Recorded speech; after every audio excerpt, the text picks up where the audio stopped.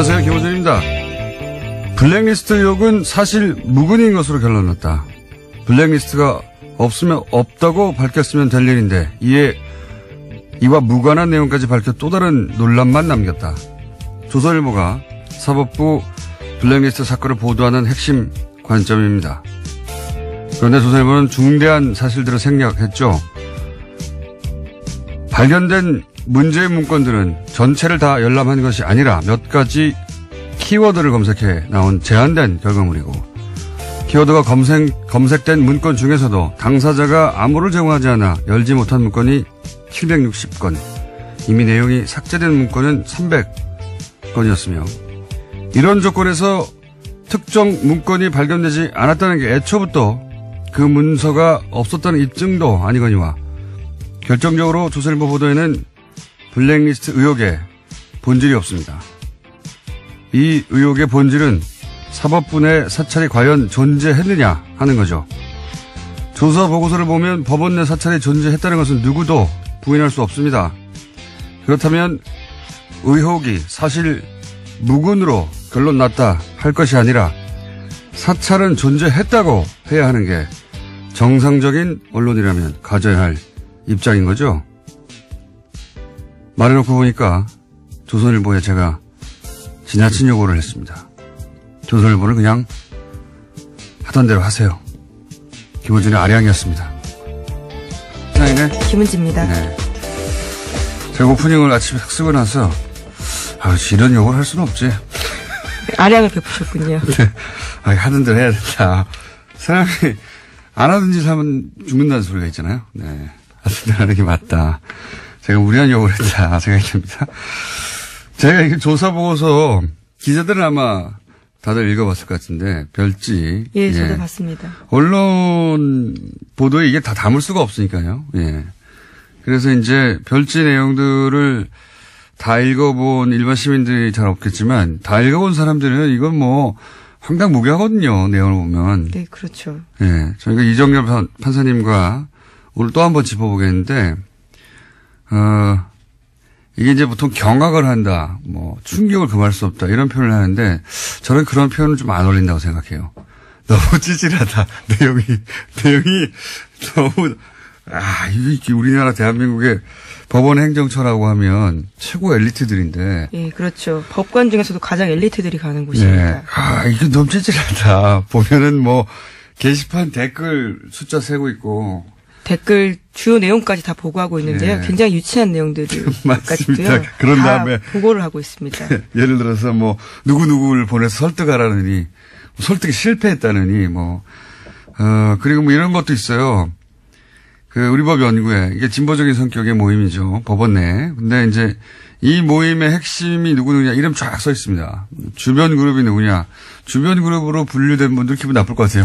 이름이 쫙 써 있어요. 그리고 나서 이제 핵심 그룹이 일반 판사들 호응을 얻는 것을 차단해야 된다. 핵심 그룹을 고립시켜야 된다. 그래서 대응 전략 같은 거 쭉 있고, 카페 활동이나 인터넷 활동을 어떻게 저지할 것인가. 게시물, 댓글 엄청 자세하게 써 있어요. 네, 심지어 개인 페이스북에 달린 댓글까지도 보고하고 있는 상황입니다. 네, 자기들끼리 다 보고하고 이거 심각하다. 어떻게. 그걸 두고 사찰이 아니라고 말하는 것도 굉장히 황당한데요. 사찰이라고 하는 것도 유치한 수준이에요, 아주. 근데 그런 내용이 가득합니다. 발견된 문건. 그것도 전부가 아니죠. 정말 심각한 정말 일부가 나온 겁니다. 정말 심각한 거는 못 봤다고 봐야 되는 거죠. 네, 행정처 차장이 굉장히 핵심 인물로 꼽히고 있는데 그 사람 컴퓨터는 아예 열어보지도 못했거든요. 그리고 또 열어본 것들 중에 삭제했다니까 파일을 삭제했다고 생각하시는 분도 있는데 그게 아니고 파일이 있는데 열어보면 내용이 아무것도 없어요. 지워버린 거죠. 예. 그렇게 삭제해버린 겁니다. 예. 이런데 무슨 블랙리스트 의혹이 사실 무근으로 드러났다. 이렇게 쓰면 안 되죠.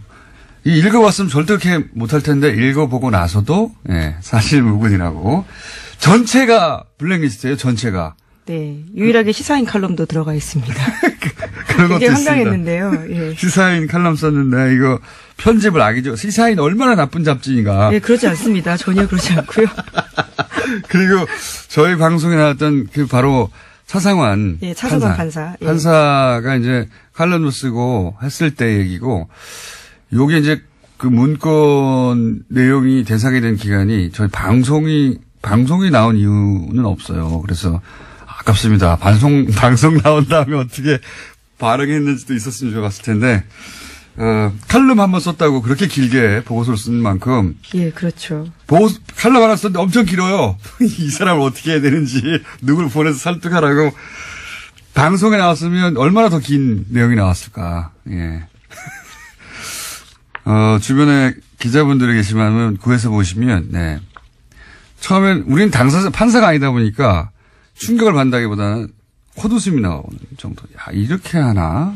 제가 한 3차례 가까이 읽었는데요. 네. 읽을 때마다 더 화가 납니다. 읽을수록 화가 나는 보고서이긴 합니다. 저는 처음에는 야, 이거 심하다 싶다 나중에 웃겼어요. 야, 이 사람들 엘리트들이 읽어가고 있구나. 지질합니다. 굉장히 보고서가. 자, 첫 번째 뉴스는요. 네, 그 뉴스에 집중하다 보니까 다른 뉴스를 먼저 좀 전해드려야 될 것 같은데요. 국정원 특수활동비 수억 원을 받은 혐의로 구속된 김백준 전 청와대 총무기획관이 있습니다. 이명박 정부 시절에 총무기획관이었는데요. 드디어 입을 열었다고 YTN이 보도했습니다. 검찰이 김 전 기획관이 국정원 자금을 받아서 사용한 배경에 이명박 전 대통령의 지시가 있었다라고 진술했다고 알렸습니다. 김백준 씨를 이제 넘어갔네요, 드디어. 네. 이렇게 되면은 이명박 전 대통령밖에 이제 안 남게 되는 거죠. 예. 네, 국정원에 받은 돈을 어디다 쓸지 역시 이명박 전 대통령이 관여했다라고 김백준 전 기획관이 진술했다고 합니다. 그러니까요. 이제 김백준 기획관 같은 경우에는 나머지 포즈들이 다 맞춰졌는데, 예. 나만 입을 다무는 게 무슨 소용인가, 이런 생각도 했을 것이고, 만약에 다른 진술들이 전혀 없는 가운데 본인에게 처음 물어봤다면 끝까지 부인했을 수도 있어요. 근데 본인을 제외하고는 다 얘기했잖아요. 예. 그러니까 네. 그게 소용이 없다는 생각도 했을 것이고, 또 하나는 그럼 그 돈을 다른 사람은 다 지금 인정하는데 당신이 지시해서 당신이 쓴 거 아니야? 이런 질문에 대해서 가만히 있으면은 뒤집어 쓰지 않습니까? 네, 그래서 그 사실 또한 밝혔다라고 하는데 사적인 이익을 위해 돈을 챙긴 일은 전혀 없다라고 이야기했다고 합니다. 나는 안 챙겼다. 그리고 그럼 당신이 지시한 거냐? 내가 지시한 건 아니다. 말할 수밖에 없는 상황인 거죠. 예. 지난번 김관진, 임관빈 넘어서지 못했죠. 그때는. 예. 네, 석방된 바 있습니다. 그런데 이번에는 넘어갔습니다. 이제는 이명박 전 대통령한테 묻는 것밖에 남지 않았고, 여태 여러 갈래의 수사가 있었지만 이명박 전 대통령까지 이렇게 단시간에 단숨에 그거는 이게, 유일하네요. 네, 검찰이 굉장히 잘했다고 할 수 있습니다. 이번에는 일사불란하게 신속하게 탄탄하게 조사를 한 다음에 한꺼번에 불러서 끝낸 것 같아요. 예. 그리고 이제 이전에 박근혜 전 대통령 특활비 사건이 있었기 때문에, 예. 정확하게 어떻게 수사해야 되는지도 알았던 것 같고, 예습한 다음에, 예. 일사불란하게 단칼에 거기까지 갔네요. 자, 이 건은 그래서 이명박 전 대통령 소환만 나오면 특활비 관해서는 상황 정도 된 것 같습니다. 자, 다음 뉴스는요? 네, 판사 블랙리스트 다시 전해드릴 수밖에 없는데요. 양승태 대법관 시절에 작성됐던 이른바 판사 리스트 관련해서 발표의 파장이 계속되고 있습니다. 문건의 특정 성향 판사의 동향 같은 것들이 보고된 이야기인데요. 일각에서는 블랙리스트가 아니다라고 주장까지 하고 있습니다. 그래서 어제 MBC가 직접 따져봤는데요. 인사 불이행 여부를 확인해봤다라고 합니다. 지난 7년의 법원 인사 기록을 살펴보면 명단에 있던 판사들은 한 명 빼고는 모두 형사 1심 재판에서 배제가 돼서 실제로 블랙리스트가 작동됐다라고 보도하고 있습니다. 그러니까요. 이게 이제 쭉 1번부터 이름 써가지고 지금 문체부에서 나온 그 명단처럼 그렇게 정리되어 있지 않을 뿐 지금 나온 문건 전체가 다 블랙리스트예요. 이 사람들을 어떻게 할까? 이 사람들은 배제해야 된다. 이 사람들을 고립시켜야 된다. 이거 블랙리스트지 뭡니까? 네, 심지어 적색, 청색, 흑색이라는 표현까지도 나와 있습니다. 이게 이제 형사 재판부에서 배제하는 것이 이게 이제 지원 배제였지 않습니까? 여기서는 지원 배제가 아니라 형사 재판부 배제라고 핵심 업무에서 뺐다라는 거죠. 그렇죠. 왜냐하면 거의 모두라고 해도 좋을 만큼의 정치적 사건은 결국 형사부가 관장하는 겁니다. 형사 사건이니까. 그리고 영장 실질 심사 판사들 지난 1년간 우리가 얼마나 논란을 많이 일으킨 판사라고 언론에서 계속 지목했었던 다 마찬가지거든요. 그리고 지금 김관진, 임관빈 구속적부심통에 석방한 형사수석 다 형사재판부예요.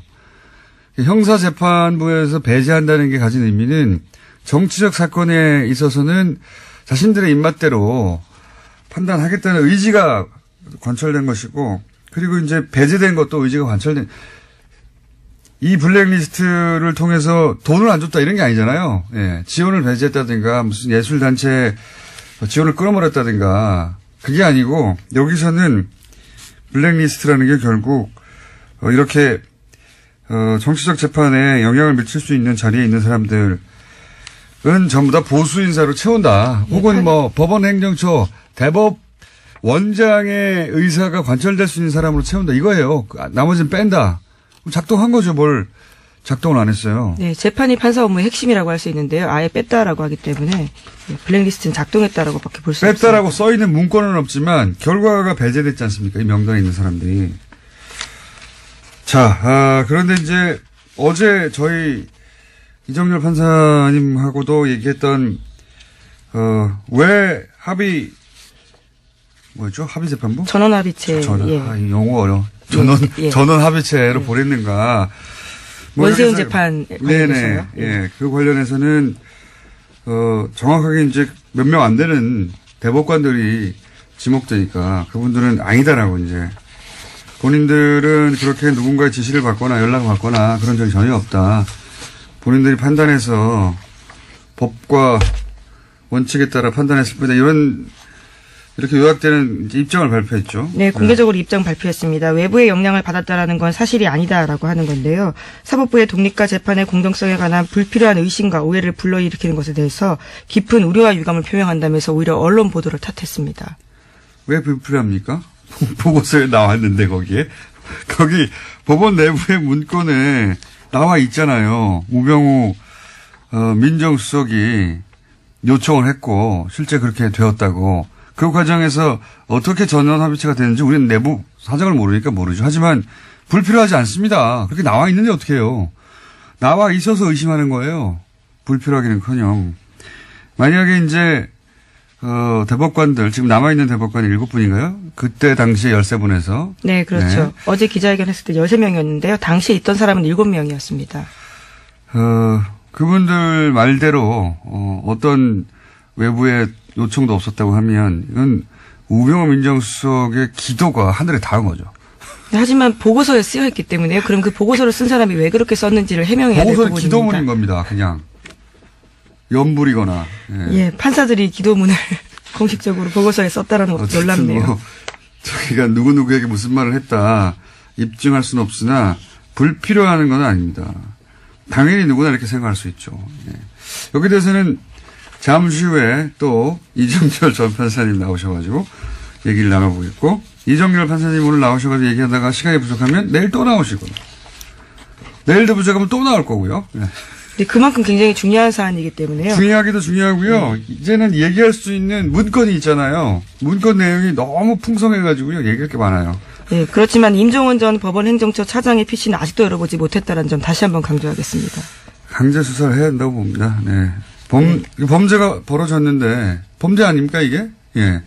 그것도 예전에는 독재 정권이 권력을 찍어 누른 거라면 이건 사법부 내에서 자기들끼리 한 거잖아요. 네, 그런 혐의가 있는데요. 임종원 전 차장 같은 경우에는 또 우병우 전 수석과 굉장히 많은 통화를 했다라고 알려져 있거든요. 그런 점들도 굉장히 의심스러운 상황입니다. 생각해 보시면 그냥 사기업에서 직원들을 이렇게 뒤에 조사를 해가지고 문서를 썼는데 직원들을 발견했어요.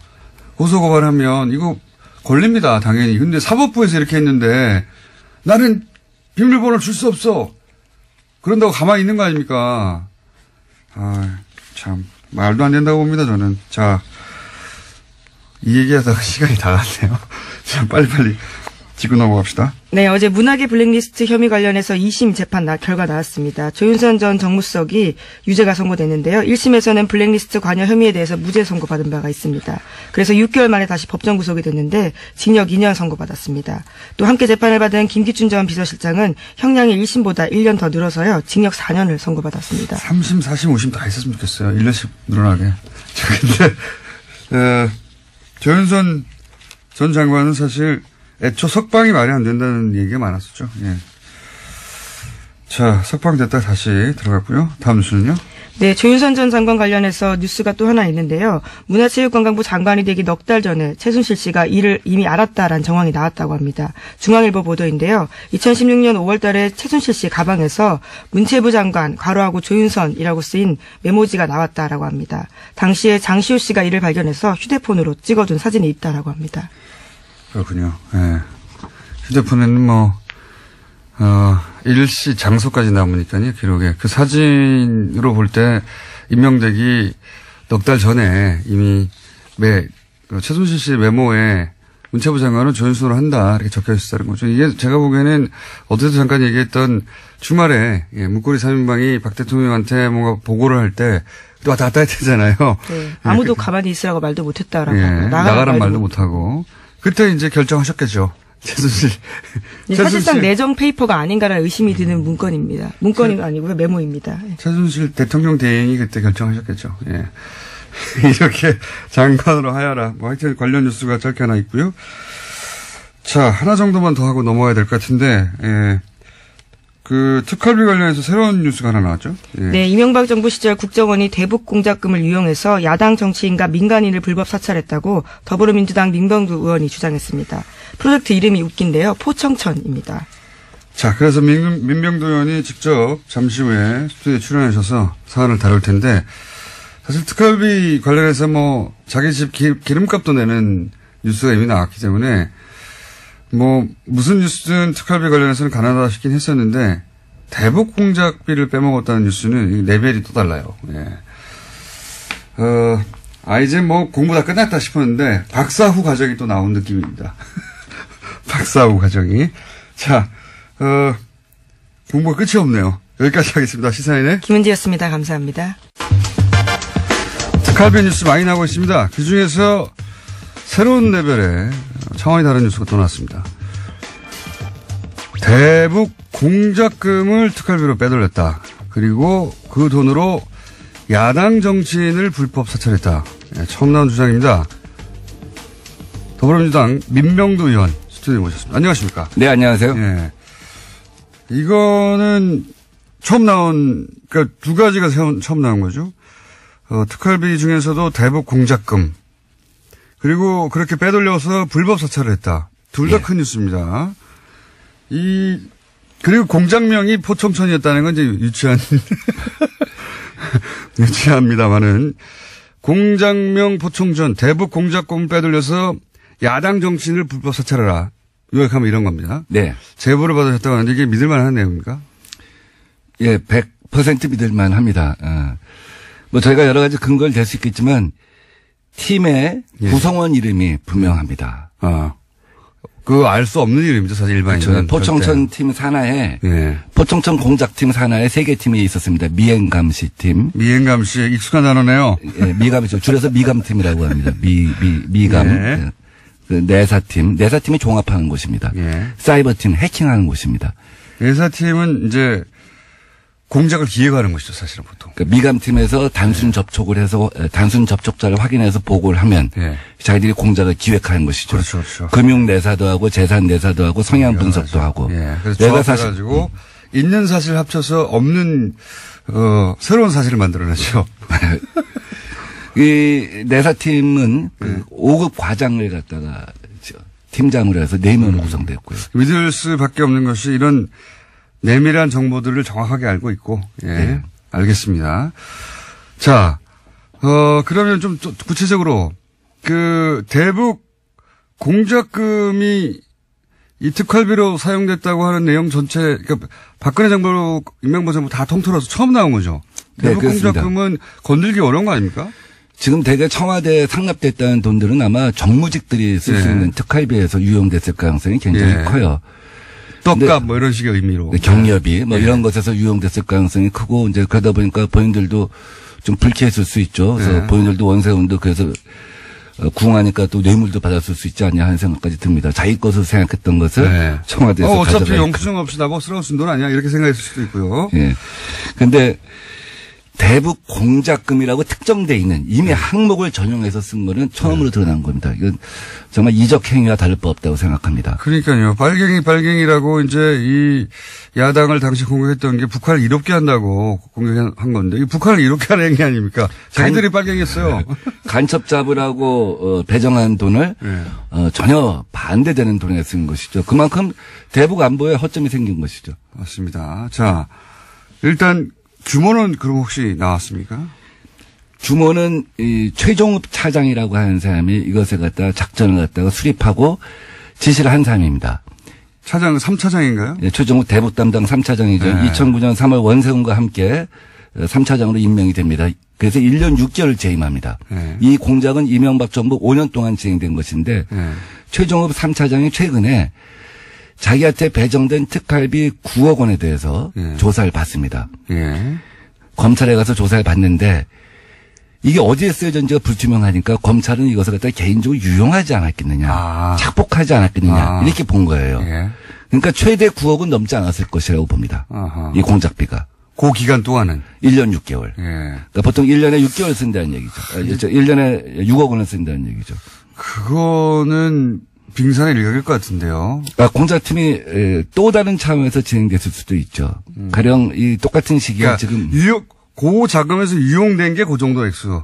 전체 이 팀의 공작비는 뭐 더 크겠지만. 그러니까 4년을 합치면 5년을 합치면 굉장히 클 수가 있겠죠. 그것도 1년에 6억 가지고는 이게 어려울 것 같은데 제가 보기에는 이 공작금 중에 유용한 그 특수활동비로 유용한 부분이 그만큼이고 나머지 또 다른 데서 땡겨온 금액이 있을 수 있겠네요. 있을 수 있겠죠. 근데 제가 그런 추정을 자꾸 하게 되면 이제 이 제보에 이 내용의 이제 신뢰에 대해서도 제보만 따지자면 대북 공작금에서 나온 금액은 그 정도다. 예, 제가 확인할 수 있는 얘기만 말씀드립니다. 알겠습니다. 예, 소송을 당할 수도 있기 때문에 그리고요. 그래서 그런 돈을 이용해서 실제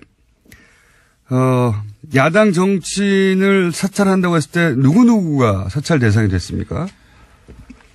미감팀은 벽을 뚫든 천장을 뚫든 증거를 확보해봐라. 무엇이든지 가져와라.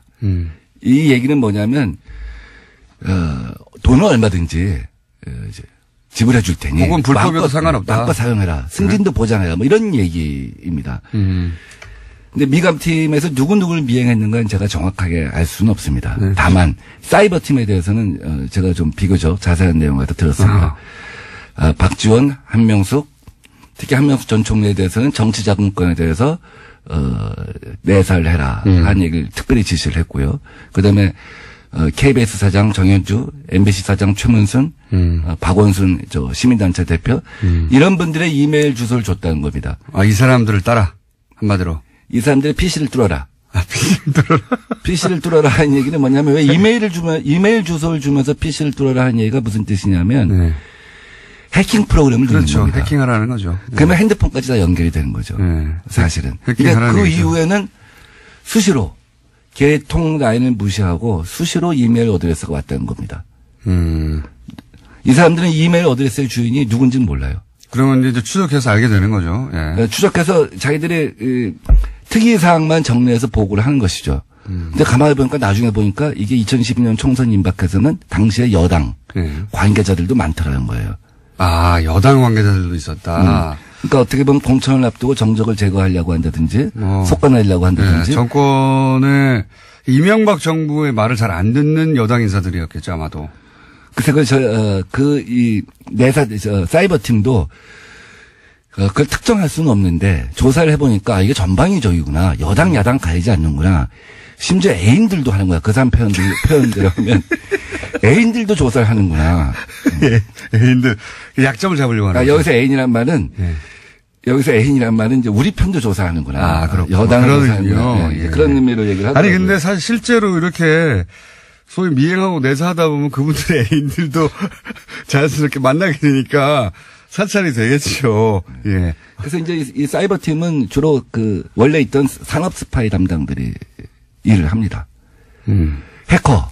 예. 전문 해커들이 동원돼서 하는 그렇겠죠. 것이죠. 당연히. 예. 미감팀은 아무래도 전문 요원들이 해야 되죠. 일정한 거리를 두고 해야 되고. 근데 미감팀이 외부에 사무실을 두지는 않았고 막교대로 해가면서 일을 진행했다고 합니다. 저는 이 미행팀들을 몇 번 마주친 적이 있어요. 아, 그래요? 나중에 기회가 되면 어떤 행색인지, 예. 여러 가지 작업법을 입고 나타납니다. 네, 저도 옛날에 2번 수배 생활을 하는 동안 오랫동안 미행 감시를 당한 적이 있어서 익숙합니다. 그 풍경에 대해서는. 뜻밖의 장소에서 마주치게 되죠. 자, 그러면 이분들을 북한 공작금을 특수활동비를 이용해서 사찰한 것은 명백한 거네요. 확인된 거네요, 사실상. 예. 대북 공작국에 예. 가장체 운영비라고 하는 항목이 있습니다. 예. 무엇을 가장한다는 것이죠. 예, 예. 회사 같은 것으로 위장을 해갖고 예. 사무실을 운영하면서 공작을 하는 것이죠. 예. 프론트 회사라고 하죠. 이 가장체 운영비가 100% 집행되지는 않습니다. 예. 이 중에 불용된 것들을 갖다가 최종업 3차장이 오랜 국정원 근무 경력으로 눈여겨본 거죠. 이걸 전용하면 되겠구나. 아하. 근데 이것을 곧바로 방첩국에 넘겨갖고, 방첩국은 이제 외삼의 산업 스파이 담당하는 곳인데, 곧바로 전용을 하게 되면 문제가 생길 수밖에 없지 않겠습니까? 예. 내부에서 예상관이나 이런 사람들이 일단 저항을 하게 됩니다. 예, 그렇죠. 이건 아니다. 예. 그래서 일단. 어떻게 대북을 빼돌려서 야당을 사찰하냐, 이렇게 나올 수 있으니까요. 그렇죠. 그래서 용도 세탁을 합니다. 항목 세탁을 합니다. 아하. 유력 정치인 해외 비자금 은닉 실태 조사. 이렇게 하면 약간 좀 그렇죠. 모호하잖아요. 그렇죠. 국정원 사람들이 생각할 때 유력 정치인 중에 북한하고 연결되는 사람도 있겠지. 네. 그 사람들의 생각에는. 그래서 일단 항목을 갖다 위장해놓고 요것을 갖다 방첩국에서 쓰게 하는 것이죠. 이거는 정말 내부 인사가 아니면 나올 수 없는 이야기네요. 그렇게까지 했다는 거는 어떻게 알겠습니까? 내부 제보가 아니면. 그래서 이제 주로 쓰는 돈이 경력이라고 합니다. 경력금. 경력금이 제일 중요한 항목 중 하나고 또 내사팀이나 미감팀이 이제. 너 미행했으니까 또 항목이 없으니까 경력금으로 줬다. 중요한 성과를 냈다. 네. 중요한 성과를 내면 경력금을 갖다 뭐 얼마 줄지 모르겠습니다만 성과에 따라 다르겠죠. 인센티브 성과급이겠죠. 그다음에 접촉자. 예. 접촉자에 대한 사례비라고 하는 것이 있습니다. 접촉자. 이게 이제 이른바 이제 망원 같은 개념이죠. 이제 빨대. 확실히 포섭되면 망원이고, 예. 그쪽 용어로 하면 빨대고. 빨대죠, 빨대.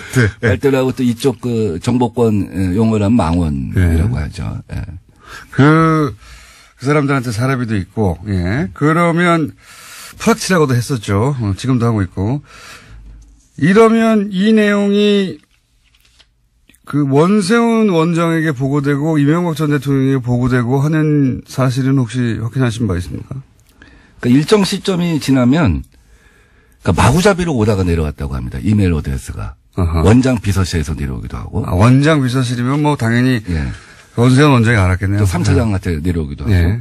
그래서 국정원은 사실 약간 좀 위장 조직 비스듬해 갖고 우리가 생각할 수 있는 거랑 그 직급의 규모가 좀 다릅니다. 예. 국실이 제일 1급 부서입니다. 예. 그 다음에 사단, 이런 우리 심리전 전단. 것처럼 예. 그 밑에가 실 밑에 단 있고, 단 밑에 처가 있습니다. 예. 우리가 국가보훈처 하면 장관급 부서 아닙니까? 그 밑에 처가 있는데, 이렇게 마구잡이로 지시가 내려오고 불법적인 지시가 내려오니까, 이 단장 밑에, 그러니까 이 단장급 작전이거든요. 포청천 작전은 단장급 작전인데 그 밑에는 처장이 나한테 보고하지 마라. 나는 관계없는 일이다. 이 불법이 명백하니까. 그렇죠. 나중에 큰일 난다 하는 생각을 한 거죠. 그럼에도 불구하고 마구잡이로 이메일 주소가 내려왔는데 어떤 때는 이 라인을 무시하고 단장을 무시하고 직접 원장 비서실에서 이거 알아봐. 이 이메일 알아봐. 그래서 자기들이 추정컨대 일정 시점 지나서 보니까 뭐 애인 적군 가릴 것 없이 막 조사하는데 어떤 경우에 원장이 누구 점심때 만나서 유력 정치인이 이 사람 좀 알아봐 하면 그거 알아봐주고 이런 것이 아니었나 싶을 정도로 개인 흥신소 비슷해지지 않나 하는 생각이 들었다는 겁니다. 이 원세훈 원장이 알았을 법한 정황은 이제 이해가 가는데 대통령이 보고됐다까지는 모르겠죠. 적어도 이걸 제보하는 쪽 정도에서는. 근데 국정원에 예. 아까 말씀드린 처단 국실에서 자체적으로 하는 업무에 대해서는 대통령한테 보고할 필요는 없습니다. 그렇죠. 결과만 알려면 되니까. 근데 원장이나 예. 차장이 진행한 업무에 대해서는 대통령한테 보고를 한다고 합니다. 그리고 최종업 씨는 1년 6개월 하고 그다음에 김남수 씨가 나머지 기간을 했습니다. 차장이 바뀔 때 당연히 또 대통령한테 기존 업무를 갖다 파악하고 새로 무엇을 하겠다는 보고를 한다고 완전히 합니다. 새로운 내용이네요. 그래서 대개 이제 이렇게 진행이 되다 보면 이 중에 승진되는 사람도 있지 않겠습니까? 네. 그럼 승진되면 사람은 새로 충원을 해야 되잖아요. 네. 그래서 승진이 대개 거의 정권 말기에 이루어진다고 합니다. 네. 그리고 정권 말기에 공작을 종료한다고 합니다. 그래서 박근혜 정부 때 남재준 원장이 이제 새로 와서 네. 이걸 들여다보기 시작한 거죠. 이거 뭐였지? 과거에 이전에 뭐 뭐랬지? 한 거야. 네. 이제 감찰하기 시작하니까 사실 뭐 네 분 다 초록이 동생이고 다 한편이고 이러니까 이걸 보호할 수밖에 없지 않겠습니까? 이렇게 되면 이걸 조사하게 되면 대북 공작 역량이 전부 와야 된다. 이렇게 하면서 방어를 했다는 거죠. 근데 뭐 알긴 알았다는 얘기네요. 그러니까. 그렇죠. 이 사람들이 이명박 정부 때 뭘 했구나. 어떤 조사를 했구나. 그래서 이게 뭐지? 자기들도 관심 가질 수밖에 없지 않겠습니까? 또 어떤 때는 자기들이 거기서 벤치마킹도 할 필요도 있는 것이고. 근데 그쪽에서 이게 안 된다.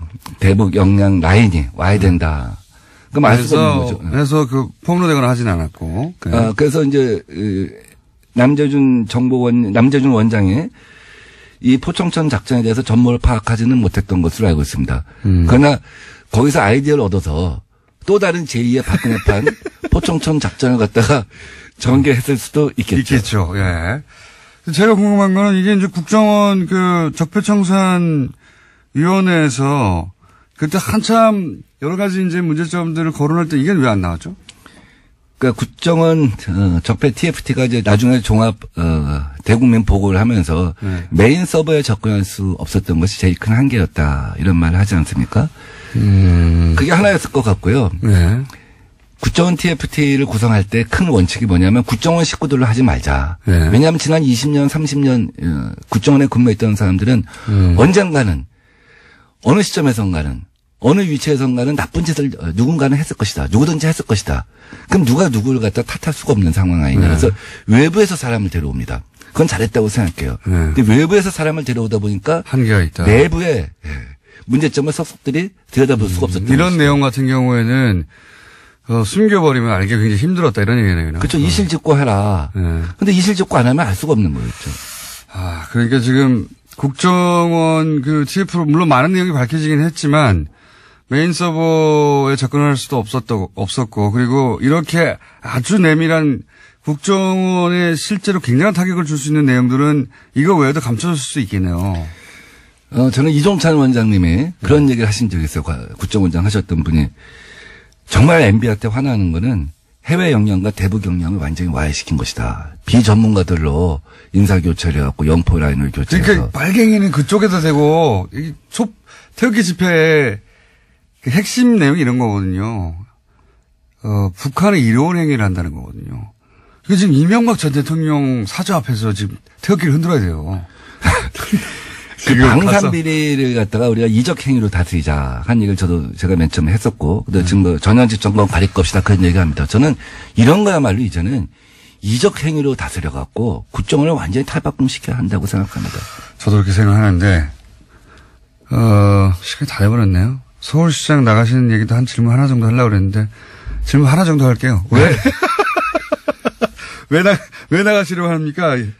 저는 우리 문재인 정부의 대부분의 정책을 제가 디자인했었죠. 연구원장을 하면서. 그래서 혁신의 어떤 그 기관차가 될 수 있다. 문재인 정부가 소득주도 성장이라고 하는 한 축의 정책을 만들고 또 한편에서 여러 가지 혁신 정책을 펼치고 있지 않습니까? 제가 남들이 생각해보지 못한 아이디어. 하나만 알려주세요. 뭐 예컨대 재래시장 아파트를 짓겠다 하는 거였죠. 재래시장 아파트요? 재래시장에 요새 강남 강서구에 모듈 주택이라고 해갖고 레고 주택입니다. 공장에서 제조해갖고 4일 만에 조립한 청년 주택입니다.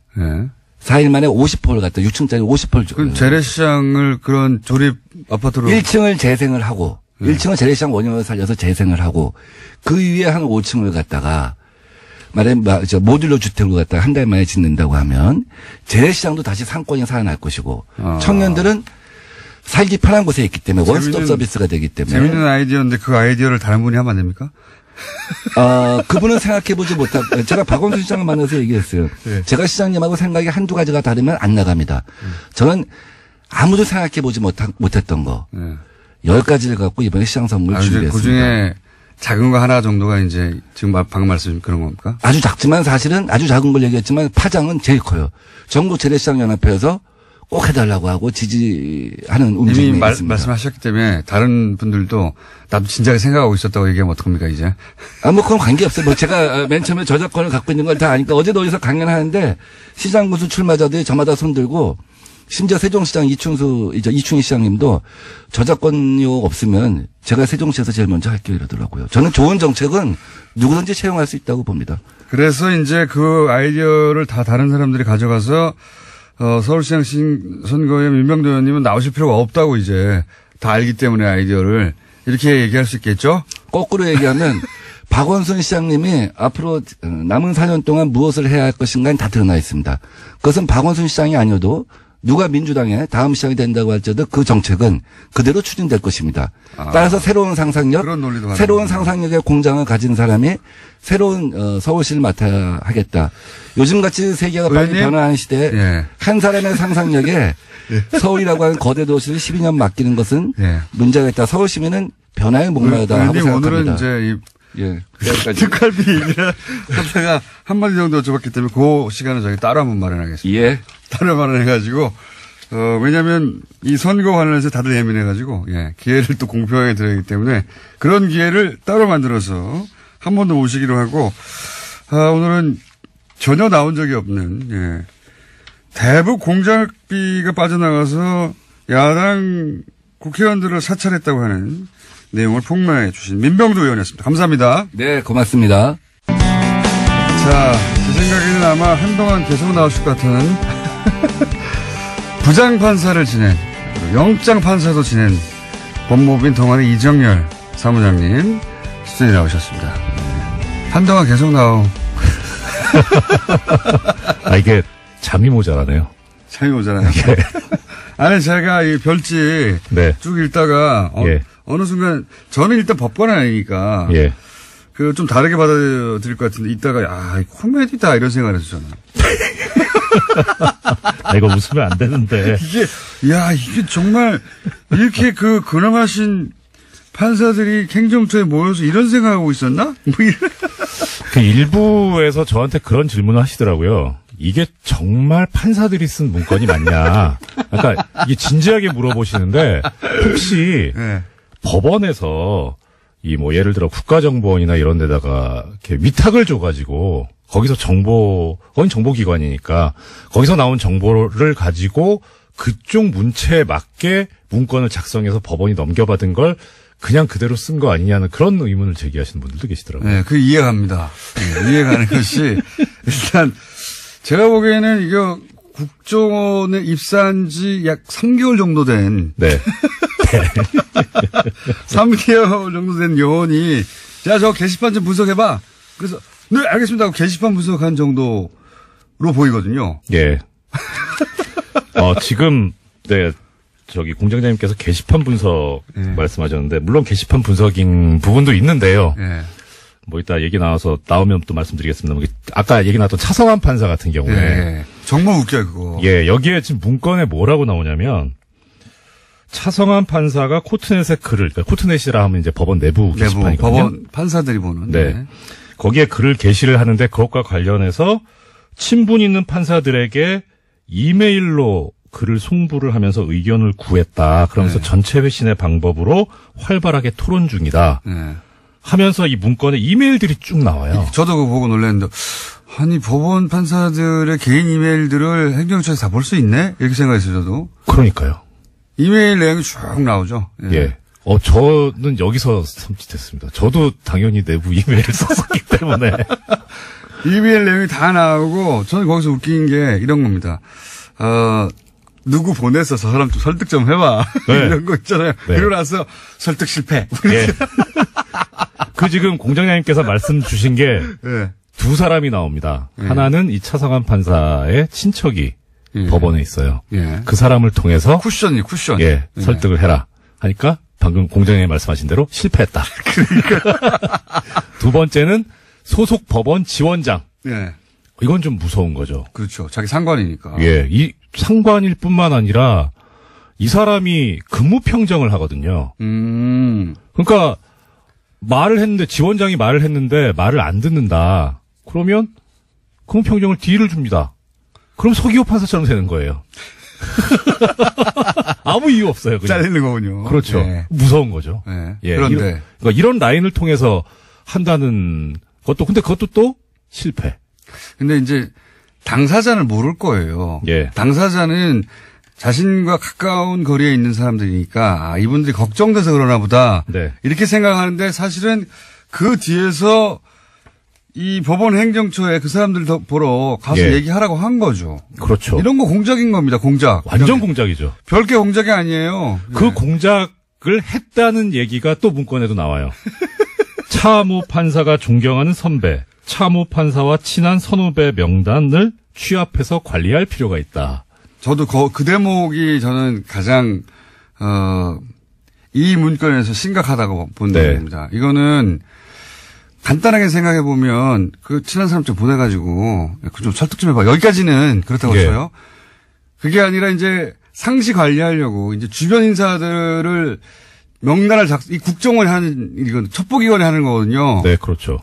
그거를 했다는 겁니다. 빨대를 마련하고 주변을 둘러싸고 이거 자체가 정말 첩보기관이 하는 짓이에요. 그걸 법원 행정처에서 판사들을 대상으로 했다는 거 아닙니까? 이게 왕년에 국정원이 하는 짓이에요. 그렇죠. 이게 왕년에 노무현 전 대통령 서거 즈음에서 이명박 정권이 했던 일이잖아요. 주위 사람들 털고 명단 관리 작성하고. 그게 이제 사찰기관이나 국정원을 통해서 한 건데 이건 골 때리는 게 사법부가 방송 용어 맞아요? 이거는 그 이상의 표현이 없습니다. 골을 친다고 할 수도 없고 골을 만진다고 할 수도 없고요. 골은 표준어입니다. 근데 정말 띵 하는 것이 예. 이거는 진짜 국정원이 하는 짓이 사법부 내에서 사법부 판사들에서 사법부 판사들을 향해 이루어진 거 아닙니까? 그렇죠. 이거는 명백한 사찰이고 공작이고 예. 이건 범죄 맞잖아요. 범죄행위죠. 예전에 이런 적이 있습니다. 우리법연구회 이제 신입 회원이 들어오면 환영회를 할 거 아닙니까? 그럼 전 나가죠, 당연히. 나가서 저하고 이제 돌아가면서 인사하는데 그런 얘기 합니다. 이 판사님 뵙고 싶었습니다. 존경합니다. 이래요. 그러면 어디 가서 절대 나 안다고 하지 말라고. 농담으로 그랬는데 이게 현실이었던 거죠, 그게. 이 보고서 별지를 보고 여러 가지 감정을 느낄 분들이 있을 텐데. 네. 저는 처음에는 좀 심각했던 나중에 이제 코미디 같다고 말씀드렸잖아요. 근데 너무 유치해서 진짜 소꿉장난 하듯이 학급 회의 하듯이 제 마음에 안 들어. X, 제 동그라미, 제 세모 이렇게 해놨더라고요. 진짜로. 그것도 세모 2개, X 2개. 제 친구들 우리 편으로 끌고 와. 이런 거. 예. 제가 존경하는 사람 누가 있지? 누구한테 말하면, 누구한테 말하게 시키면 제가 말을 듣지? 내 담임한테 얘기해. 이런 거예요. 정말. 그걸 굉장히 어려운 단어와 심각하게 써 있어요. 그렇죠. 한자말로 썼죠. 네. 이 공부만 많이 했지, 이게 초등학생들이 하는 짓이 이게. 근데 그게 사법부 내에서. 원장님 지금 초등학생 무시하시는 겁니까? 사과하세요. 그게 엄청 진지하게 써 있어서, 그리고 그 대상이 된 사람들은 정말 화가 날 것 같아요. 이게 화도 하지만 무서운 거죠. 공포죠. 맞습니다. 뿌리 뽑아야 되는데 시간이 다 됐네요. 3부에서 조금 해야 될 것 같습니다. 3부에서 이정열 판사님 잠깐 더 뵙겠습니다. 자, 이정열 판사님과 짧게, 왜냐면, 노회찬 원내대표가 이미 와 계십니다. 옆에 계시기 때문에 짧게 얘기하고, 이 내용에 이름이 등장하시는 판사님의 부인은 뭐라고 하십니까? 역시 부장판사이신데. 처음에 이거 문건 보고, 예. 물어볼까 하다 안 물어봤어요. 속상할 것 같아서. 굉장히 긍정적으로 표현되어 있습니다. 예, 근데 여러 가지 이제 제 얘기도 나오고 하니까. 그래서 그냥 얘기 안 하고 방송에 왔는데, 어제, 그러니까 방송 마치고 아침 7시 58분에 메시지가 왔습니다, 저한테. 방송 잘 들었다. 헌재 모임 갔다가 김상환 부장님 방송 잘 듣고 있다고 안부 전해달라고 한다. 방송 통해서 저 통해서 방송 처음 탔는데 내용이 하필 그래가지고 망신스럽다. 리스트에 좋은 얘기 쓰였다는데 너무 모욕적이다. 그리고 등장 자체가. 예, 앞으로 애들 엄마라고 부르지 말고 철하고 불러라. 혼났습니다. 자, 요거 한 가지 여쭤볼게요. 네. 전원합의체. 네. 어제 이제 그 우병우 민정수석이 전원합의체로 보내달라고 해서 결과적으로는 전원합의체 갔는데 어제죠. 어제 이제 대법관들이 우리는 법과 원칙에 따라서 판단했지 누구 얘기를 듣고 전원합의체에서 그런 결론을 낸 게 아니다. 라고 네. 요약되는 내용의 입장 발표가 있지 않습니까? 네. 요거 어떻게 생각하십니까? 내부 사정을 아시는 분으로서? 일단 외형상으로는 그럴 듯한데요. 네. 그 실질을 따져보면 손바닥으로 하늘을 가리는 행위입니다. 왜냐하면 왜 그렇습니까? 거기서 뭐라고 얘기를 했냐면 대법관들이 모여가지고 이 국민적 관심사가 집중된 중요한 사건이기 때문에 원세훈 재판이기 때문에. 예, 그래서 통상 판례를 바꾸거나 뭐 이견이 있는 경우가 아님에도 불구하고 전원합의체 해부했다 이렇게 얘기를 했거든요. 국민적 관심사가 있는 사건이 당시에 있었어요. 뭐냐면 18대 대통령 선거 무효 확인의소가 있었습니다. 대법원에. 네. 근데 지금 어제 나온 의견을 주도한 고영한 대법관이 그 무효 확인소의 주심 대법관입니다. 네. 그렇게 관심 있었던 사건을 공직선거법상 그 무효 확인의소는 180일 안에 선고를 하게 돼 있거든요. 180일 안에 선고를 한 것도 아니고 재판도 한 번도 안 열었어요. 그러다가 박근혜 전 대통령이 탄핵되고 나서 이 재판이 결론이 납니다.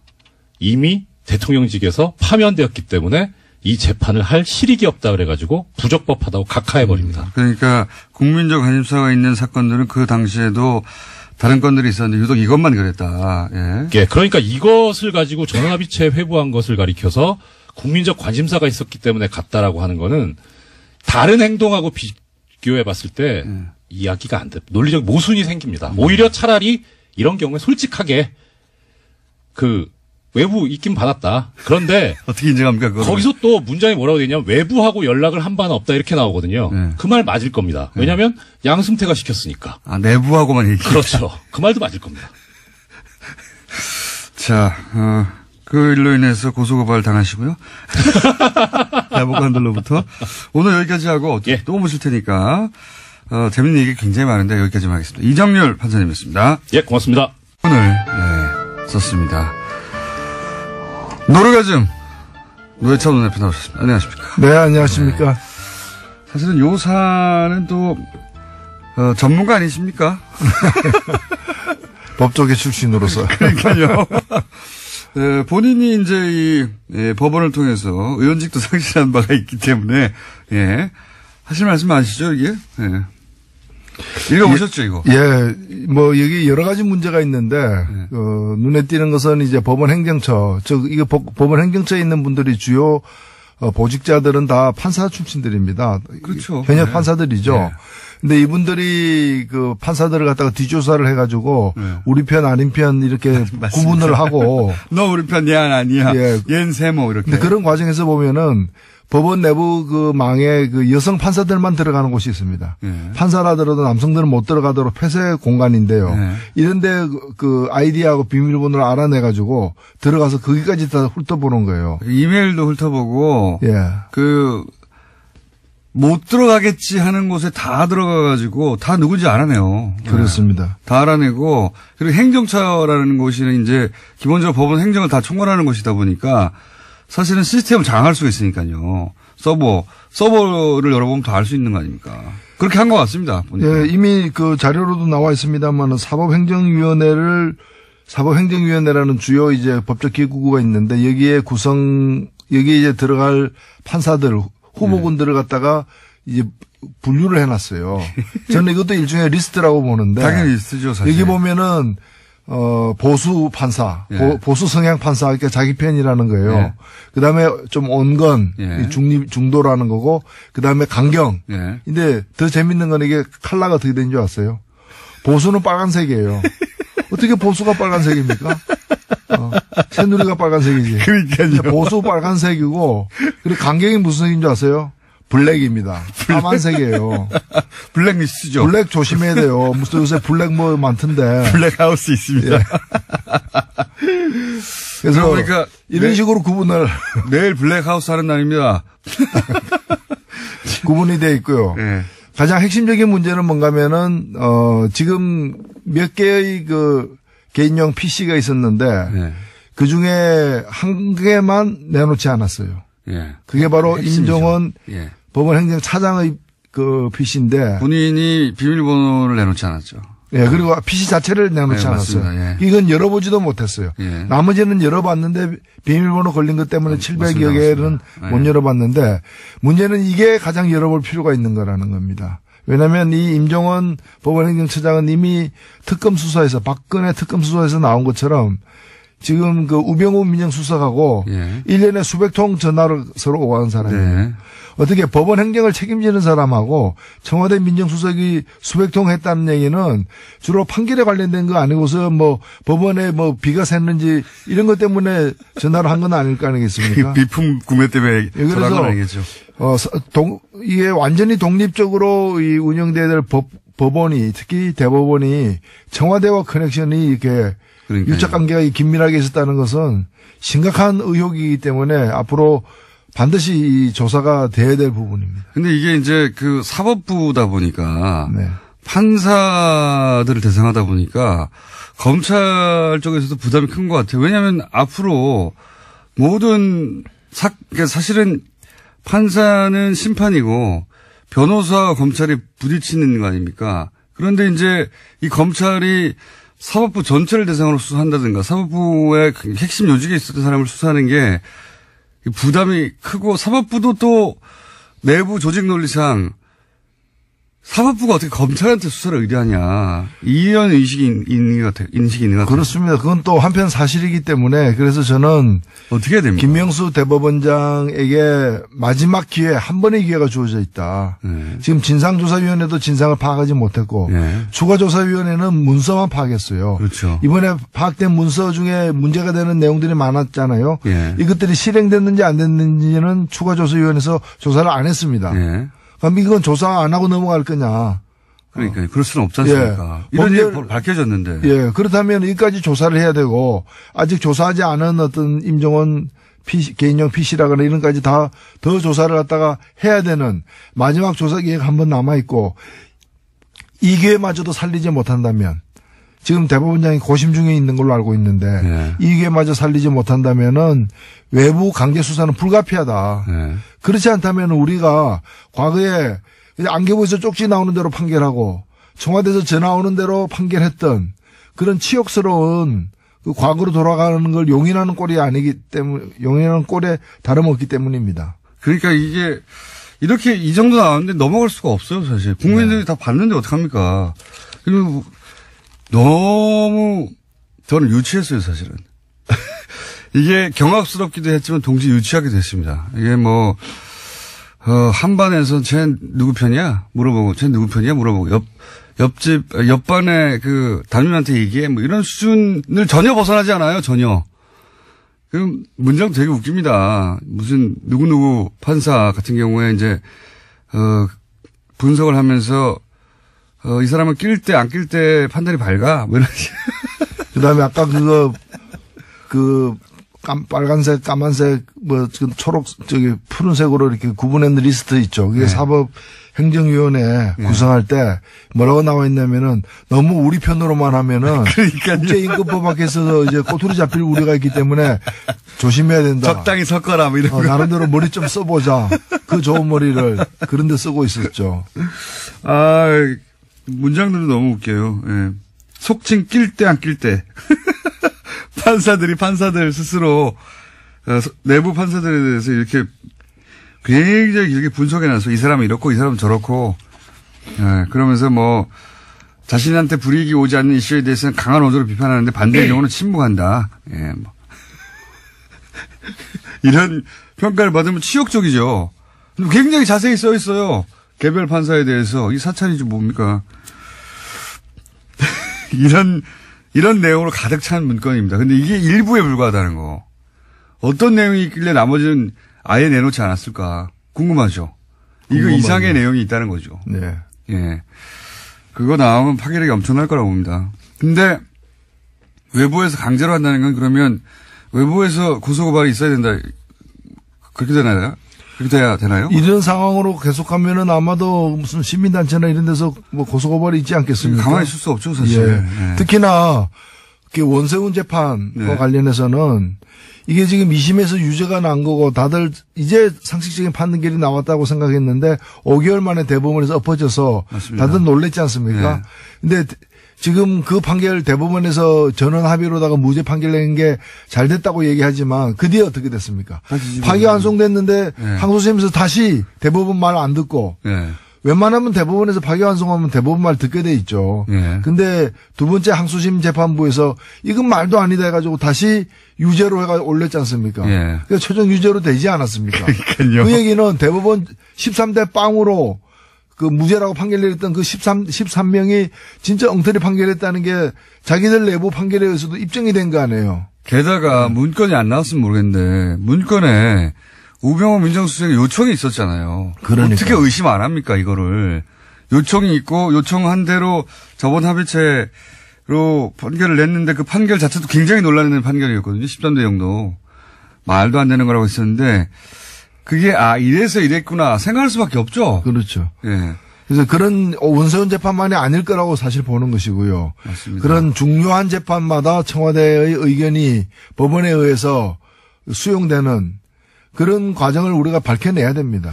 그리고 또 이제 이 내용 중에 보면 이런 게 있습니다. 청와대가 오해하지 않도록. 그러니까 그 원세훈 2심에서 유죄가 났지 않습니까? 3년 유죄가 나니까 그 내용 중에 어떤 게 있냐면 이제 청와대가 오해하지 않도록라는 것은 사법부가 청와대의 뜻을 의도적으로 거스른 게 아니다. 이런 거 아닙니까? 뭐 오해입니까? 판결이 났는데 판결이 났으면 판결 받아들여야지. 오해하지 않도록 뭐 오해를 풀어줘야 되는 식의 그런 문구들이 있어요. 저는 그거 보면서 제가 그 안기부 삼성 엑스파일 사건 때 2심에서 무죄를 받았지 않습니까? 그때도 삼성그룹 이근 회장이 오해하지 않도록 그리고 그 대통령이 청와대가 오해하지 않도록 뭔가 하지 않았을까 하는 그런 억측까지도 사실은 드는. 뭐 그랬을 법합니다. 실제. 그러니까 이 정권이 싫어할 판결이 나면 전권이 관심 있는 재판인데 싫어할 판결이 나면 사법부가 나서서 그거는 사법부의 뜻이 아니고 개인 판사가 그렇다는 얘기는 다른 사건들은 처음부터 오해하지 않도록 잘 만들어줬다는 거 아닙니까, 결론을. 그렇지. 그렇게 생각할 수밖에 없죠. 그리고 우리나라 3심제니까 뭐 정정하겠습니다. 그러니까요. 각하. 그래서 정정한 거 아닙니까, 이게.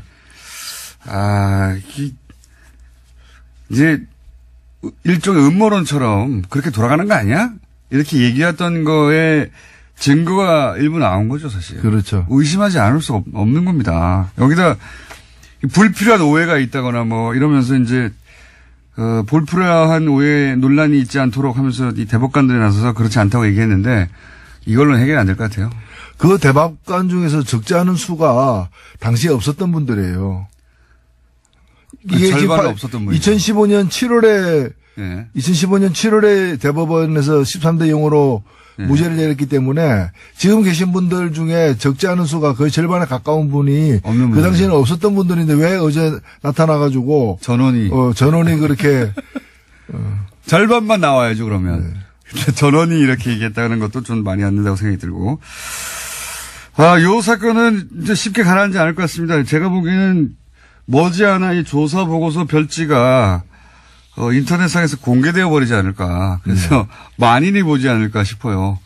보시면 충격과 함께 웃음이 나오실 겁니다. 네. 근데 이게 일부에 불과하다. 안 나온 게 700건이 넘는다. 예. 아예 내놓지 않아서 몇 건 있는지도 모르는 PC 남아있다, 여전히. 예.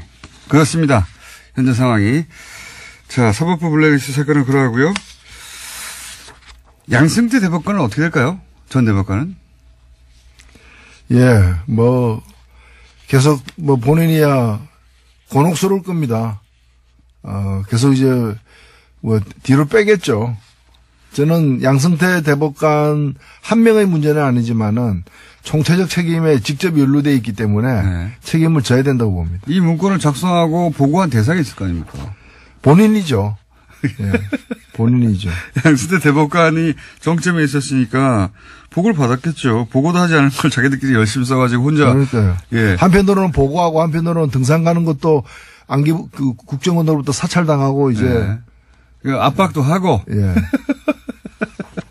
자, 이 사건 굉장히 중요한 사건이라 저희가 앞으로 계속 다루겠습니다. 못지않게 큰 일들이 많이 있었어요.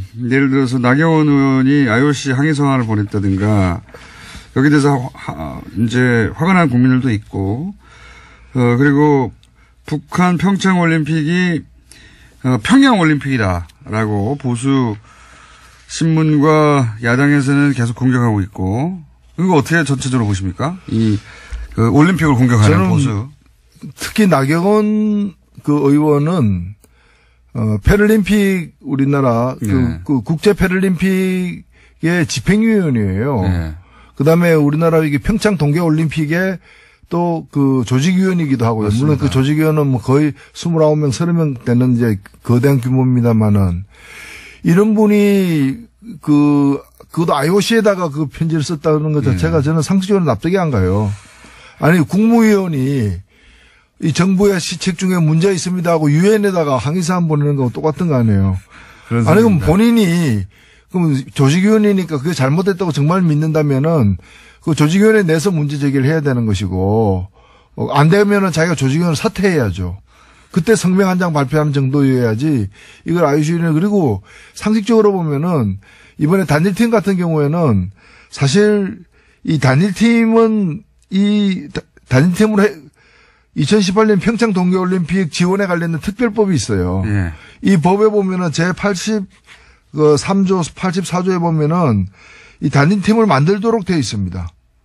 그거가 근데 이 법을 누가 처음에 제안했느냐? 그러니까. 권성동 의원. 예. 그다음에 또 다른 당시에 그 새누리당 의원들이 두 개의 법안을 냈는데 둘 다 이게 들어가 있어요. 그러니까 자기들이 만든 법이에요. 맞습니다. 네. 2011년에 이명박 전 대통령 때 예. 자기들이 내서 자기들이 만든 법에 의해서 지금 시행되고 있는 거예요. 갑자기 나온 게 아니라. 예. 그런데 그걸 가지고 마치 그것 때문에 평양 그리고 이 정도 되면요. 나경원 의원 정도의 지위라면은 자기가 여자 하키 선수들 만나야 돼요. 만나가지고 정말 그 수년 동안 땀 흘려 그 노력했을 텐데 출전 기회나 시간이 조금 줄어들게 되어서 너무 얼마나 가슴 아프냐. 정말 미안하다. 그러나 더 크게 보자. 이 올림픽이 어떤 올림픽이냐. 지금 전쟁 중에 벌어지는 휴전과 같은 올림픽이다. 이걸 통해 가지고 우리 그 선수들 엄마 아버지 그 국민들을 좀 더 평화에 1mm라도 접근하는 계기가 되면 그게 더 큰 의미 있잖아요. 자기가 좀 달래고 맞습니다. 대책에 대해서 강구하겠다 뭐 이런 식으로 해야 될 사람이 제가 볼 때는 다른 정신은 어떤지 몰라도 올림픽 정신이 없어요. 네. 이분이 그 집행 IOC 위원인데도 올림픽 정신이 없는 결여된 현저하게 결연된. 네. 나경원 의원은 내일 저희 방송에 또 나오시기 때문에 직접 또 얘기하죠. 올림픽 정신은 없습니다. 올림픽 정신이 추구하는 게 평화예요. 그리고 평양 올림픽이 뭡니까? 아니 뭐 평양에 무슨 컴플렉스가 있어요? 그런 식이면은 올림픽이 평양 올림픽으로 변질됐다. 그럼 뭐 음식이 완전히 뭐 그럼 평양 냉면도 문제 삼아야지. 왜 냉면은 다 평양 아니면 함흥이냐? 뭐 서울냉면, 수원냉면은 왜 없느냐? 대한요식협회에다가 이거 완전히 뭐 정치적으로 중립이 깨진 거 아니냐 이렇게 항의를 해야지. 식당마다 가면서. 저도 체제선전이라는 말도 웃깁니다, 사실. 우리 강릉이랑 서울에서 공연 몇 번 하는 거하고 북한 전역에 지금 남한 올림픽이 중계되는 거하고 체제선전으로 따지면 비교할 수도 없죠. 네? 그리고 이 88 서울 올림픽 때는요. 네. 그 북한에서 공동 개최를 요구했어요. 맞습니다. 안 받아들여지니까 아예 불참해 버렸어요. 예. 이번에는 주체가 누굽니까? 대한민국 아닙니까? 네네. 여기에 북한이 그냥 들어오는 거잖아요. 다만 입장할 때 네. 공동 선수단이라고 해가지고 같은 옷 입고 같은 깃발 들고 한번 입장하고 퇴장하는 것밖에 더 있습니까? 거기 그 규모도 작아요, 사실 선수단의 규모는. 우리 옆에 조금 들어오는 정도입니다, 사실. 압도적 체제 선전은 대한민국이 하고 있는 거예요. 맞습니다. 북한에서 볼 때 남한 선수단 규모가 이렇고 북한은 조금 서 있고 경기 수도 얼마 없고 근데 한 번도 자신들은 개최하지 못한 올림픽을 2번이나 하는 거 아닙니까? 동계하게 다. 그럼 남조선 체제 선정의장에 예. 북한이 왜 참여하느냐라고 북한 내에서는 문제가 나올 수도 있지만 그렇게 나와야 정상인 상황인 그렇죠. 거예요. 북한에서 이건 남한 체제 선전하는 거 아니냐라고 항의가 나올 내용입니다. 어떻게 올림픽 전체하고 공연 몇 개하고 비교가 됩니까? 체제 선전을 하자면. 이게 말이 안 되는 건데 이걸 또 엄청나게 또 보도를 해줍니다. 네, 체제 선전 평양 올림픽. 네, 이분들이 두려워하는 거는 제가 볼 때는 평화예요. 두려워하는 거는 평화예요. 네. 남북 간에 늘 군사적으로 이렇게 긴장되어 있고 전쟁이 언제 일어날지도 몰라야 자기들이 그나마 살 그 틈이 생기는데 그런 게 이제 평화로와 대화로 하면은 그렇잖아요.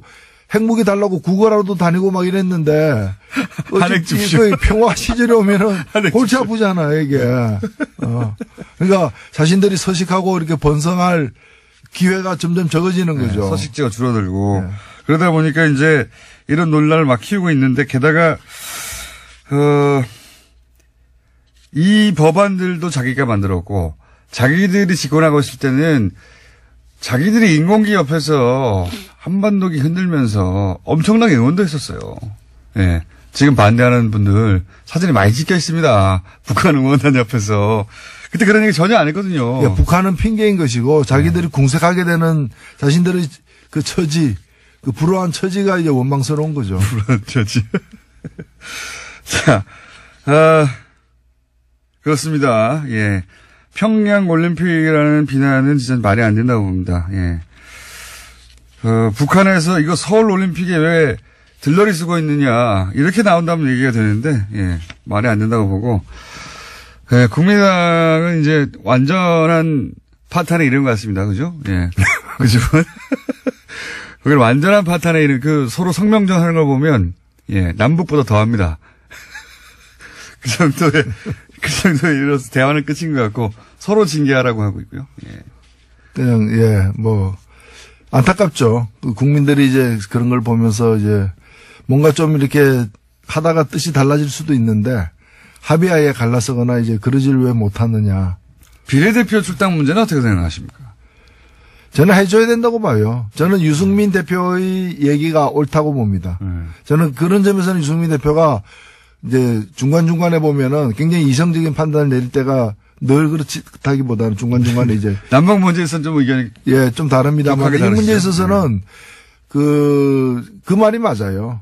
그러니까 정치라는 것이 물론 늘 이제 막 이해관계 때문에 다투기도 하지만은 그래도 선을 그을 때는 좀 이성적으로 그어야 되는데 이걸 사실은, 못 먹는 감 찔려나 보자는 그런 식이거든요. 그런 식으로 보내주면 니네가 더 커지잖아 이런 거잖아요. 정치란 건 뜻이 같은 사람들끼리 모여서 하는 것인데 뜻이 다르지만은 너 못 보내줘 왜? 니 잘 되는 거 보기 싫으니까. 그러니까 너는 좀 망해야 돼. 뭐. 그러니까 그거죠 그거. 예, 네. 그런 심보로다가 국민들에게 지지를 호소한다는 것도 참 우스운 거죠. 예, 이 통합 과정에서 제가 보기엔 유승민 대표가 최대 승자고 예, 득실을 따지자면 안철수 대표가 많이 잃었어요 사실은.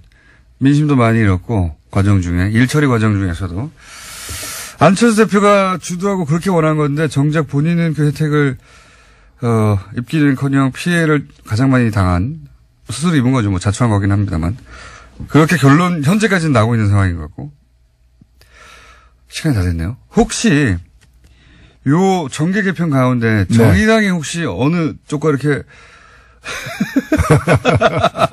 손을 잡는다든가 이럴 계제는 없을까요? 예, 뭐 정의당이 어렵긴 하지만 네. 경직돼 있지는 않습니다. 유연하게 개방적으로 관계를 맺을 거고요. 뜻이 같은 부분들하고는 연대도 하고 정책 추진도 함께 할 수 있고요.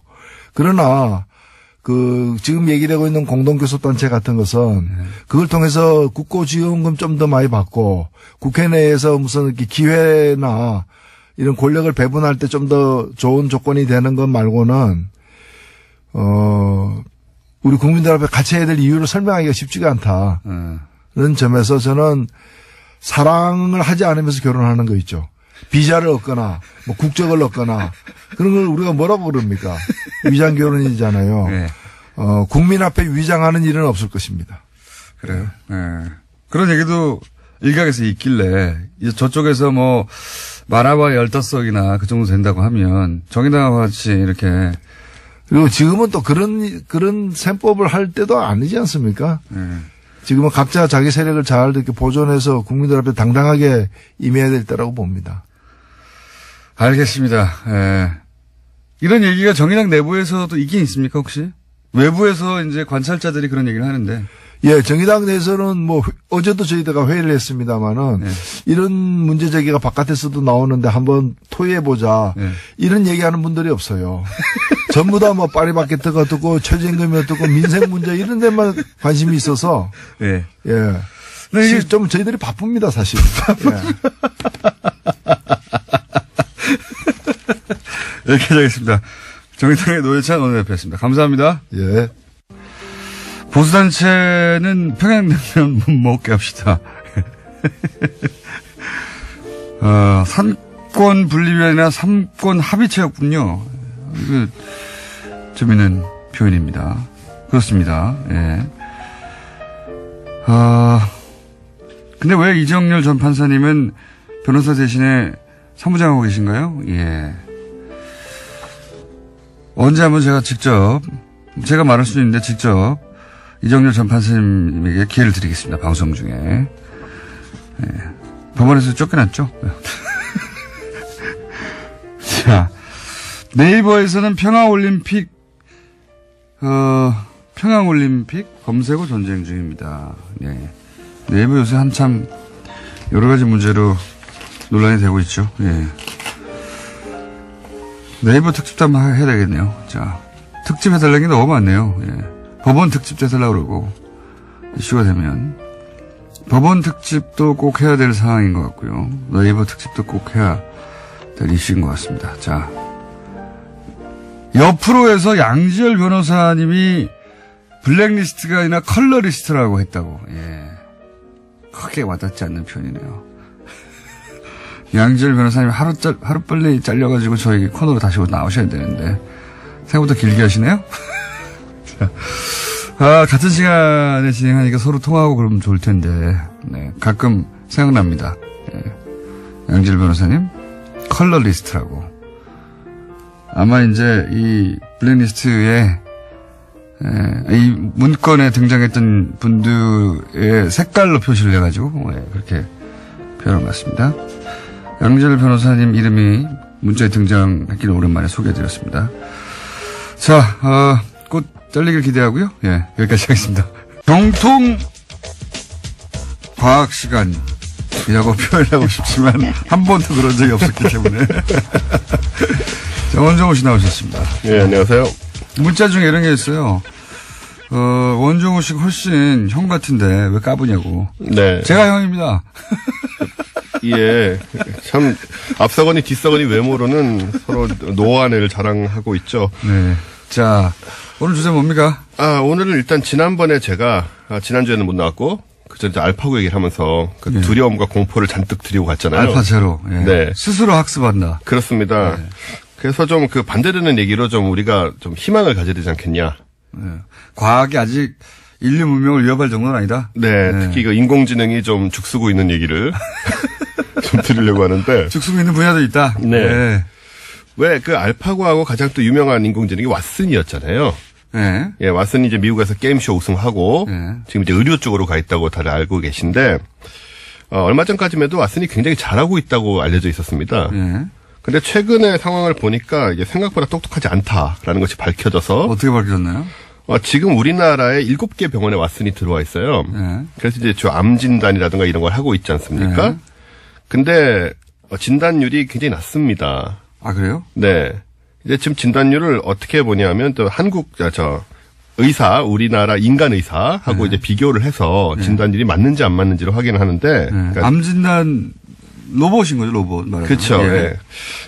특히 이제 우리나라 같은 경우에는 외국하고 또 암 특성이 다르기 때문에 진단율이 뭐 50%를 밑도는. 그러니까 예. 암이라고 진단했는데 아닐 경우도 있고 암인데 암이 아니라고 진단하는 경우 이게 사실 그것도 아니고요. 네. 지금 좀 왓슨에 대한 이 우리의 그 판단이 좀 관점이 묘한 게 인간 의사하고 같느냐 다르냐로 판단을 합니다. 아 지금은 그러니까 결과적으로 틀릴 수도 있죠. 인간에서도 인간이 틀려서 틀릴 수도 그렇죠. 안 맞을 수도 있지 않습니까? 왓슨이 맞을 수도 있잖아요. 그러니까 지금 어떤 식으로 되어 있냐면 지금까지 공개된 자료는 왓슨하고 의료진의 의견 일치로밖에 없고 아하. 왓슨과 의료진의 의견이 엇갈렸을 때 누가 맞냐? 그 연구 결과가 없어요, 전 세계적으로. 그러면 그 왓슨의 진단율이 50% 할 수는 없죠. 그러면. 없죠. 예. 그러니까 이게 지금 아예 판단을 할 수 없는 이 연구가 안 되고 있다는 점이 좀 묘한 상황이고요. 예. 왜 안 하고 있는지 모르겠습니다. 의사들 자존심 때문에 안 하고 있을 수도 있습니다. 예, 뭐 그럴 수도 있겠죠. 만약에 이 로봇의 진단율이 인간보다 훨씬 높다고 하면 의사들이 할 일이 없었잖아요. 예, 그렇겠죠. 저도 암 진단에 관한 한. 예. 저는 이제 왓슨이 지금 좀 문제가 있다는 식으로 얘기를 드리려고 하는데 우리 희망, 꿈과 희망을 되찾기 위해서 거기에 이제 찬물을 끼얹으시는군요. 그리고 사실 IBM 측 자료가 뭐였냐면 그 왓슨이 잘하고 있는지도 몰라요. 아니에요. 지금 표정도 굉장히 좀 무서웠어요. IBM 측 자료는 뭐였냐면 원래 이제 인간에서 의견 일치율이 90% 이상이라고 주장을 했는데 이 데이터도 어떻게 나온 거냐면 특정 환자의 데이터로 일단 왓슨을 가르칩니다. 그런 다음에 다시 그 환자들을 진단하게 해서. 같은 결과가 나오느냐? 네, 그런 식으로 했기 때문에 이것도 문제가 있다는 지적이 계속 미국에서도 나오고 있고. 그러네요. 맞는 지적이네요. 그래서 한국에서도 그렇고, 식약청에서도 그렇고, 미국에서도 그렇고, 이 왓슨이 지금 의료기기가 아닙니다. 분류가 안 되고, 그래서 이제 보험 적용이 안 되죠. 그냥 의학 저널을 검색하는 기구로, 만 초라한 그런 명칭으로 등록이 돼 있는 상태라서. 그렇군요. 왜냐하면 기존의 방대한 의학 정보들을 정보 처리를 해서 자가학습을 한다 이런 원리란 말이죠. 네, 그렇죠. 네. 그러니까 지금 알파고가 처음 나왔을 때, 맨 처음에 이제 기보를 연구해서 스스로 이제 두게 하고 그렇게 출발했지 않습니까? 근데 이거 발전하다 보면 지금 제로가 나왔잖아요, 제로가. 그렇죠. 제로는 기존의 기보 보지 않고 규칙만 입력하면 스스로 공부를 해가지고 이긴다면서요. 그렇죠. 인간의 기보를 연구한 로봇들을. 그렇습니다. 그러니까 거기까지 갈 수도 있다. 갈 수도 있고 막 가는 게 목표긴 하겠죠. 다만 이제 현재 상황은 우리가 기대했던 혹은 우려했던 것만 못하다라는 게 얘기고. 변수가 바둑보다 더 많겠죠. 그렇겠죠. 바둑판 자체가 움직이지는 않은데 여기는 인간부터 매우 다양한 종류와 체질과 환경이 있으니까. 그렇습니다. 그래서 사실 미국 최고의 그 암병원이 MD 앤더슨 암센터라는 데가 있는데 여기는 1912년부터 지금까지 왓슨의 알고리즘을 이용해서 폐암하고 5가지 백혈병 치료 프로그램을 개발하고 있었어요. 그러다 2016년 9월에 그냥 계약을 종료해버립니다. 이걸 안 되겠다. 안 쓰겠다 이 얘기죠. 안 맞다. 그래서 지금 의료계에서 말씀하신 대로 의사들이라든가 이런 쪽에 두려움이 있는지도 모르겠지만 의료계에서 왓슨의 활약이 알파제로 같이 그런 것은 아니다. 근데 이제 그것도 구글 딥 마인드였나요? 네네. 거기서도 처음 도전했을 때 앞으로 무슨 10년, 20년 후에 일어날 일이라고 했었는데 그거 하나에 매달려가지고 불과 5년인가 6년 만에 결국 인간을 뛰어넘은 수준이 아니라 이제 두려운 수준까지 가버렸잖아요. 그렇죠. 이제 이 알파제로를 바둑으로 이길 인간은 존재하지 않는 거예요, 사실은. 없습니다. 영원히 안 나올 거고요. 영어도 안 나올 것이고요. 그것처럼 집중해서 한 곳에 파서 나올 수도 있습니다. 그럼 결국은 왓슨이 인간 의사들 다 추천하고 이기겠죠. 근데 이제 결론이 그렇게 나오는군요. 제한돼서 쓸 수 있겠죠. 그러니까 왓슨으로 진단을 하고 혹여 놓친 부분이 없나 인간이 점검을 한다든가. 그렇게 쓸 수는 있을 것 같은데 이건 두렵진 않아요. 병을 고치는 쪽이라면 두렵지 않은데. 그래서 이제 앞으로 지금 진단만 하고 있는데 앞으로 처방까지 다 이렇게 그런 것이 나온다면 또 다시 한번 생각해 볼 문제고 어쨌든 지금 기대만은 못하다는 게 좀 중론입니다. 전 세계적으로. 요 특정 분야에 있어서는. 그렇습니다. 바둑은 끝났고요. 바둑은 완전히 끝났죠. 바둑 장기 뭐 이런 건 다 끝났습니다. 인간이 개발한 게임들, 복잡한 게임들. 다 끝났습니다. 스타크래프트라든가 이런 것에도 도전을 한다고 하더라고요. 컴퓨터들이. 그거는 시간 문제로 전부 다 이제 정복을 하겠죠. 그러니까요. 게임 같은 거는 다 끝날 것 같아요. 결국. 자, 그 다음에 뭡니까? 그냥 오늘은 이게 좋아요. 왓슨은 그렇다고 치고요. 오늘은 그냥, 요즘 블록체인 얘기 많이 나오잖아요. 블록체인, 예. 비트코인 얘기 많이 나오고. 예. 그래서 이야기를 좀 할까 하다가. 예. 하다가. 예, 너무 예민한 주제라서. 뭐, 특별히 예민하지도 않아요. 예. 반응 신경 쓰기도 싫고. 예. 욕먹을까봐. 예. 잘 모르고. 아니, 그냥 규제해야 되는 겁니다, 이거는. 그냥 돈 벌고 싶은 거예요. 뭐 자꾸 복잡한 기술 얘기할 필요 없어요. 복잡한 기술은 그 기술 나름대로 얘기할 영역이 있는데, 지금 현상은 그냥 돈 벌고 싶어서 그런 거예요. 자꾸 복잡하게 얘기하는지 모르겠어요. 예, 지금 현상은 좀 문제가 있죠, 사실. 돈 벌고 싶어서 벌어진 현상입니다. 돈 벌고 싶은 게 나쁜 게 아닌데, 그 과정에서 불거지는 이제, 통제할 수 없는 현상들, 혹은 많은 사람이 피해를 주는 어떤 결과들이 있으니, 거기에 장치를 하자는 거예요. 기본적으로 유시민 작가님하고 생각이 같으신 건가요? 저는 기본적으로는 그 스탠스입니다. 그렇군요. 예. 네. 블록체인의 기술에 대해서는 유시민 작가보다는 좀 더 긍정적으로 생각하는데, 네. 예. 기본적으로는 지금 현상은 그런 현상이다. 네. 예. 네, 그래서 어쨌든 그 얘기 안 하려고요. 네, 더 깊이 들어가지 않고 저는 딴 얘기로 넘어가겠습니다. 네. 그냥 올해 이제 새로 시작을 했으니까, 이제 올해 새로 등장하는 뭐 기술적인 접근들. 새로운 기술? 네, 정확하게 말하면 그 기술들을 사회적으로 상용화하려는 시도 한 두 가지 정도를 설명을 드리려고 해요. 네. 먼저 우리가 관심 있는 분들은 그 하이퍼 튜브란 걸 들어보셨을 겁니다. 저 들어봤습니다. 네. 네. 하이퍼 튜브란 거는 영화에 나오는 거예요, 옛날에. 거의 보면. 뭐 그런 개념이죠. 예. 네. 튜브에다가 기차 같은 게 들어가가지고 뿡 빨리 가는 거 아닙니까? 예, 진공 튜브를 만들어서. 거의 진공으로 돼서. 그 튜브를 뭐 지하에 건설하기도 하고. 네. 이제 SF 같은 데 나오던 얘기인데, 요게 이제 몇 년 전에 그 유명한 일론 머스크가. 예, 유명한 사람이죠. 예, 이 사람이 만들고 있지는 않고요. 그냥 얘기를 했어요. 그래서 들고 나와서 이제 이런 거 할 수 있다, 이런 거 하자, 뭐 이런 얘기를 하고 본인은 아이언맨의 실제 모델이죠. 예. 근데 잘 보면은 이렇게 왜 모델인지 잘 모르겠습니다. 뭐 공통점이 없는데. 얼굴은 공통점이 없지만 뭐 이렇게 상상만 하던 과학기술을 실제 네. 과감하게 뭐 실현에 옮긴다 뭐 이런 의미겠죠. 예, 전에 한번 비교를 해본 적이 있는데 개인적인 공통점은 참 없더라. 개인적인 공통점. 예, 뭐 부모가 부자도 아니고 무엇보다도 아이언맨이 아닙니다. 그런 수트를 착용하고 활동하고 있지 않아요. 네, 그런 점에서 굉장히 큰 차이가 있는 사람이죠. 어쨌든 이제 그 기술이죠. 진공 상태 튜브를 건설하고 열차를 넣어서 움직이게 하자. 그런 건데 이 진공 튜브에는 공기 저항이 없으니까 또 굉장히 빨리 갈 수 있고 또 이제 한쪽에 바람을 빼는 것 자체가 추진력을 만들어내거든요. 아시다시피 그렇게 될 수밖에 없기 때문에. 그리고 압력차가 생기죠. 그렇죠. 예. 그걸로 또 가는 거고. 우리 다 대류 들었잖아요. 대류. 아 예. 그 차가운 공기는 뭐 그렇게 갈 필요 없고 압력차가 생기면 움직일 거 아닙니까? 네. 차가운 공기하고는 전혀 관련이 없고요. 공기가 흐른다. 네네. 예, 압력차가 생기면 그렇습니다. 이제 이 물건이 움직이겠죠. 이 물건이 기차일 뿐인 겁니다. 네. 근데 이게 이제 미국에서 뭐 가속주행 시험 작년에 성공하고 했는데 오늘 말씀드릴 얘기는 뭐냐면 바로 올해부터 우리나라가 여기에 뛰어든다는 거예요. 아, 우리나라가? 오.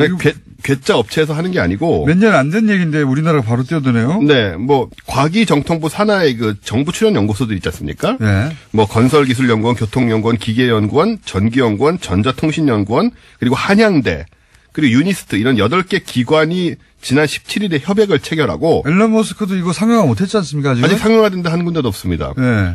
이걸 우리나라의 출연연들이 모여서 같이 연구를 하기로 지금 협약을 체결을 하는. 오, 좋네요, 이거. 그죠? 네. 좀 참신하죠. 예. 이거 보통 이제 다른 나라에 나오고 나서 우리는 저런 거 못하나 그랬었는데. 네. 비교적 빨리 뛰어든 분야입니다. 비교적 네. 빠릅니다. 그리고 공상과학적인 거를 이제 실현하는 것 같아서 좀 느낌이 좀. 우리가 이제 공상과학적인 거 실현하는 적은 별로 없었어요. 그런 나라가 아니잖아요, 우리나라가. 로켓, 뭡니까. 60년대에 달에 갔거든요. 그렇습니다.